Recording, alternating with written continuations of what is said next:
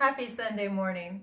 I've been looking through some old pictures, some family history, thinking about the word legacy. We're on the last chapter of Enter In, and we're talking about the chapter that's titled Legacy Matters. As I was going through this notebook of family history, I came across a set of papers that I had forgotten that I had. And apparently, these are the pages of a sermon that were written by my great-great-grandmother back in the maybe 1920s, something like that. She died in 1944, and I wasn't born until 1967. So this woman was preaching the gospel before I was ever conceived.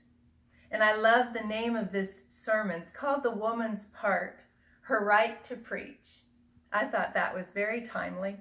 And she's talking about women in the Bible like Miriam and Deborah, Anna and Huldah, and many of the other women who were called to proclaim the gospel of Jesus Christ to the people around them, to prophesy. And as a matter of fact, I'm reminded in Joel 2:28, where it says, I will pour out my spirit upon all people. Your sons and daughters will prophesy, your old men will dream dreams, your young men will see visions. That word prophesy means to preach. We're called to preach the gospel with our lives, with our written word, with our spoken word. And I'm thinking about how legacy has to be intentional. We have to be thinking about what is it that I am going to do in my lifetime or how I'm going to live my life that will echo into the future. Just like this sermon that I have, the last one remaining apparently of Mama Wallace that I have, this echoes into my future, into my family's future, and speaks of what we're called to do, to preach his gospel. And as a matter of fact, in the book Enter In, I wrote, legacy is ultimately about developing a lifestyle of faithfulness, commitment, obedience, and finishing well. Legacy is you taking up the baton and running your lap faithfully, creating a seamless proclamation of his faithfulness from the generations that came before you to the generations yet to come. God often deals with us generationally.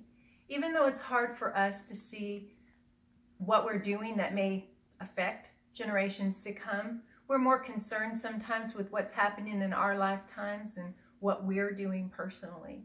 But if we'll learn to look at our lives from a different perspective, to see the long view, how is what I do affecting my children and their children and their children, yet to be born who I will never meet. If we'll live our lives that way, we'll have a better shot at leaving a godly legacy. And I know that the best thing I can do for my children and their children and their children and the people around me who aren't necessarily family, but they're part of God's family or about to be part of God's family, is to proclaim the message of Jesus Christ with my life, to love him with all that I am and put him first. That's a legacy that matters. Have a great rest of your Sunday, and I'll see you next week.